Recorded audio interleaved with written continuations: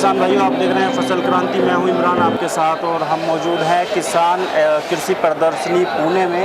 इस 5 दिवसीय प्रदर्शनी में हम प्रयास कर रहे हैं कि आपको नई नई कृषि तकनीकियों से रूबरू करा सकें और अधिक से अधिक जानकारी आप तक पहुंचा सकें, क्योंकि इस कृषि प्रदर्शनी में कृषि मशीनरी के बहुत सारे स्टॉल लगे हुए हैं और काफ़ी कंपनियों ने यहाँ पर अपने उत्पादों को डिस्प्ले किया हुआ है। इसी पर चर्चा करने के लिए हमारे साथ मौजूद हैं डॉक्टर तुलसीदास बास्टेवाड़, जो कि प्राध्यापक व प्रमुख संशोधक हैं राहुरी कृषि महात्मा फुले राहुरी कृषि विश्वविद्यालय। सर, आपका बहुत बहुत स्वागत है फसल क्रांति में। हाँ, नमस्ते डॉक्टर साहब, अनुरोध करूँगा कि आप थोड़ा सा अपने विषय में बताएं, किस तरीके से आप कृषि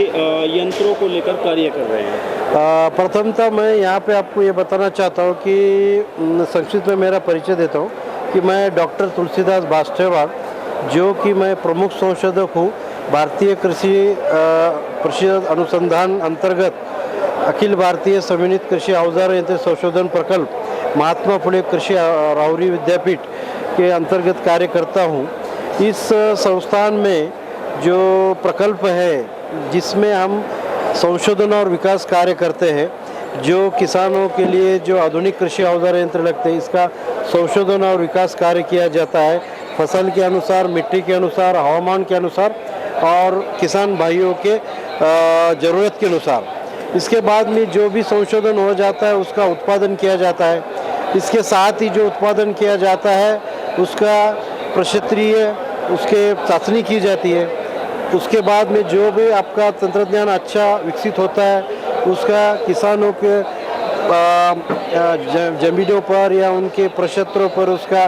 प्रात्यक्षिक दिया जाता है। इसी दौरान जो है ये आधुनिक कृषि औजार यंत्र जितने भी नावीन्यपूर्ण जो इस प्रकल्प द्वारा निर्माण किए जाते हैं वो किसानों तक उसका ज़्यादा से ज़्यादा उपयोग कैसा हो, और जो किसानों को जो मशागत करनी पड़ती हो या पेरनी लावनी या जो भी काम खेती का करना पड़ता है उनका खर्चा कम करके उत्पादन कैसे बढ़ाया जाता है, इसका फ़ायदा ज़्यादा किसानों को कैसे मिल सकता है, इस तरह का कार्य जो है विस्तार कार्य में किया। जैसे कृषि मेला हो या अलग अलग उनके तरह से उनको जो आर्टिकल्स रहते हैं या उनको अलग अलग प्रात्यक्षिक दिए जाते हैं। तो फिर इसी तरह से आपने देखा होगा कि आकाशवाणी हो या दूरदर्शन टेलीविज़न हो, इनके माध्यम से ये अलग अलग जो भी संशोधन किया गया है इन आधुनिक कृषि औजार यंत्रों का, उनको वहाँ पे जानकारी दी जाती है, जिससे कि ध्येय से ज़्यादा किसान उसका उपयोग करे और उसका उत्पादन कैसे बढ़ाए इन आधुनिक कृषि औजारों के उपयोग से। तो ये हमारा मुख्य ध्येय है। सर, यदि हम बात करते हैं कृषि यांत्रिकरण की, तो कहीं ना कहीं हम देखते हैं कि जो हमारा देश है, भारत है, यहाँ की ज़मीन पर खेती में बहुत ज़्यादा प्रचलन बढ़ा है यांत्रिकरण से, और कहीं ना कहीं इसको एक हम कृषि क्रांति के रूप में भी देखते हैं। तो आपको क्या लगता है कि इसका फ्यूचर क्या है आने वाले टाइम में और कितना इफेक्ट इसका पड़ने वाला है? अगर आपने कृषि यंत्रीकरण का अगर ध्यान देखा जाए तो कृषि यंत्र को अगर उन्नति करना है तो आज जो किसान जो अकेला खेती करना ये फायदेशीर नहीं हो सकती है, क्योंकि जो दिन के दिन उनकी जो जमीन धारणा कम होते जा रही है। और जो भी आधुनिक कृषि औजार यंत्र आज उपलब्ध हैं जो कि अलग अलग संशोधन संस्था ने विकसित किए हो या खाजगी उत्पादकों ने निर्मित किए हो, अगर उनको उपयोग करना है तो आज खेती अगर करना है तो आपको शेतकरी उत्पादक कंपनी मार्फत हो, शेतकरी गट के द्वारा हो या सामंजस्य करार बोलते हैं या बायबैक एग्रीमेंट से हो, तभी आपको खेती जो है ये फायदेशीर रहेगी। और जो भी आज आधुनिक तंत्रज्ञान उपलब्ध है उसका अगर अपने किसान भाइयों को अगर उसका उपयोग में ज़्यादा से ज़्यादा करना चाहते हैं तो ये आपको छोटा किसान रहो, बड़ा किसान रहो, तो ये अगर गट खेती में या शेतकरी उत्पादक कंपनी मार्फत अगर खेती करता है तो उनको ये आधुनिक तंत्रज्ञान का उपयोग कर सकता है। नहीं तो आज छोटा किसान और बड़ा किसान दोनों को भी उनका फ़ायदा हो सकता है और इस आधुनिक तंत्रज्ञान से उसका उत्पादन बढ़ सकता है और जिससे उनकी आर्थिक उन्नति हो सकती है। सर, चूँकि जब हम बात अनुसंधान की करते हैं खासकर कृषि मशीनरी के लिए, तो जो हमारे संस्थान हैं, अनुसंधान संस्थान है कृषि मशीनरी के, उनका बहुत बड़ा योगदान है कहीं ना कहीं। तो मैं आपसे जानना चाहूँगा अपने दर्शकों की ओर से कि ऐसी और मतलब क्या एक अनुसंधान प्रक्रिया होती है, क्या प्रक्रिया है वो टेस्टिंग की जो प्रणाली होती है उसके बारे में थोड़ा सा आप हमें बताइए। देखो, आज जो भी आधुनिक कृषि औजार यंत्र जो है जिसका संशोधन किया जाता है, तो इसका एक प्रमाणीकरण किया जाता है जिसको हम BI स्टैंडर्ड बोलते हैं। तो इस ब्यूरो ऑफ इंडस्ट्री स्टैंडर्ड के हिसाब से हम उसका प्रमाणीकरण करते हैं, और इस प्रमाणीकरण होने से कारण उसकी जो भी कार्य क्षमता है वो कितनी है, क्या है, उससे वो मालूम हो जाती है। और आज आपको मालूम होगा कि केंद्र शासन हो, राज्य शासन हो, इसमें अगर आपको किसानों को अलग अलग योजनाएं से अगर ये आधुनिक तंत्रज्ञान देना है तो अनुदान पे,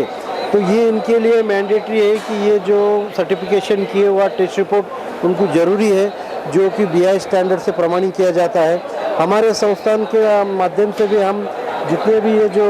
खासगी उत्पादक है जो हम उसका प्रमाणित करते हैं, हमारा जो भी संशोधन है इसका भी हम BI स्टैंडर्ड से प्रमाणित करते हैं, जो अच्छे से तकनीक जो है किसानों को मिले और उनका खेती का जो भी काम है वो अच्छे से हो, जिससे कि उनका जो लागवड़ी का खर्च बोलते हैं कि जो reduce of cost cultivation and to increase the production and productivity, ये इनके लिए बहुत बड़ा फ़ायदेमंद होता है। सर, जब सरकार किसी यंत्र पर अनुदान देती है,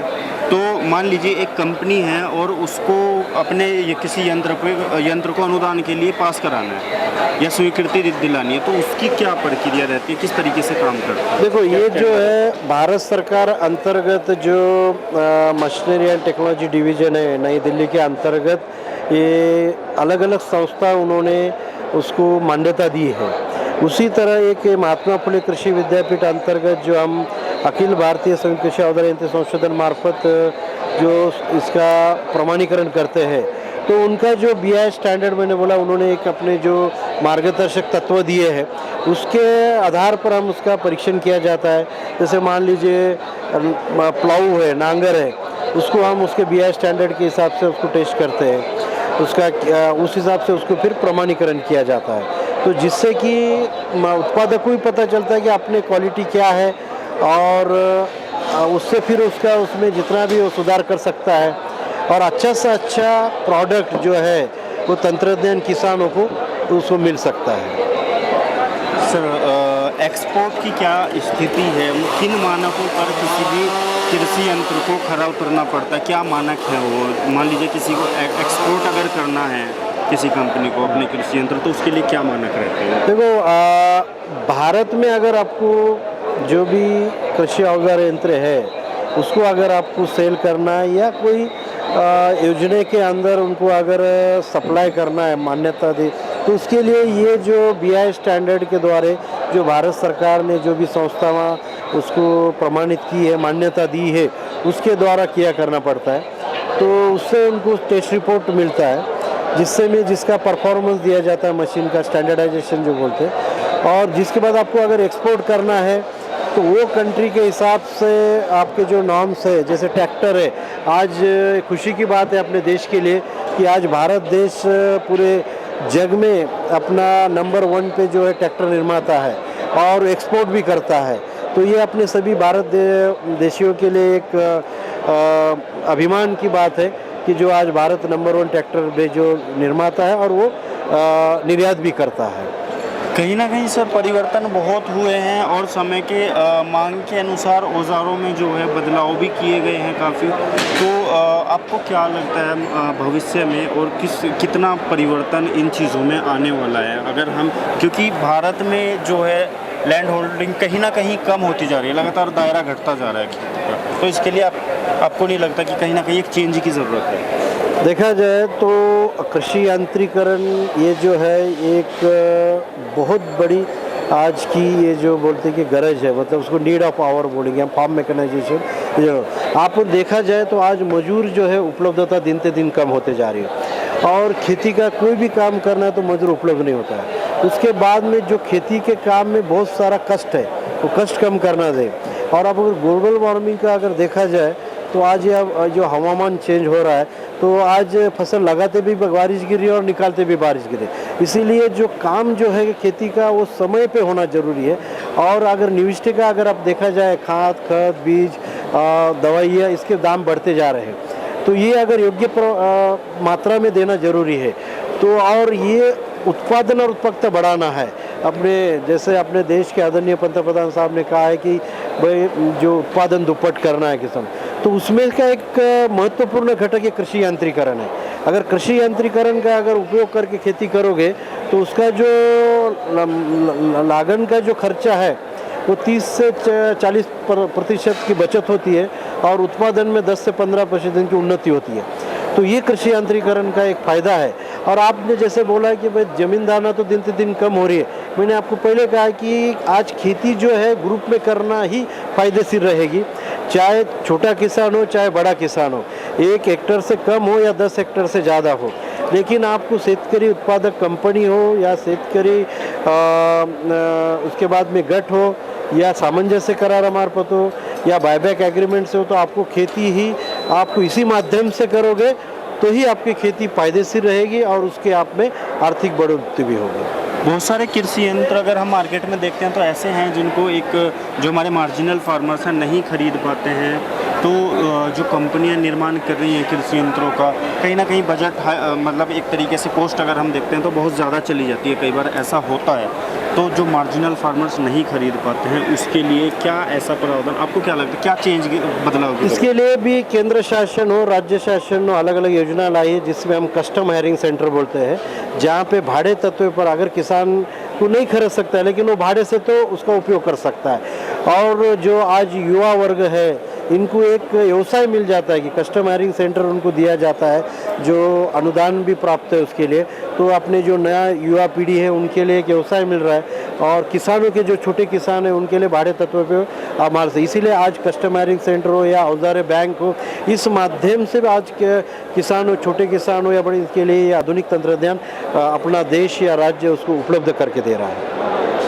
सर, अंत में चलते चलते मैं आपसे अनुरोध करूंगा, जो हमारे दर्शक आपको देख रहे हैं हमारे डिजिटल माध्यम से, उनको आप अपने संस्थान की ओर से क्या कहना चाहेंगे? मैं अपने सभी किसान भाई बहनों को ये कहना चाहता हूँ, आज की जो खेती है ये आधुनिक कृषि औजार के उपयोग से करें तभी फायदेशीर है। इसीलिए चाहे आपकी क्षमता हो तो आप खरीद लीजिए, अगर आपकी क्षमता नहीं है तो आप भाड़े तत्व पे ये जो भी आज तंत्रज्ञान है, ज़मीन से मशागत लेने से फसल निकालने तक या फसल निकालने के बाद का जो कार्य होता है, तो इसका अगर आप उपयोग करोगे तभी आपकी खेती फायदे में रहेगी।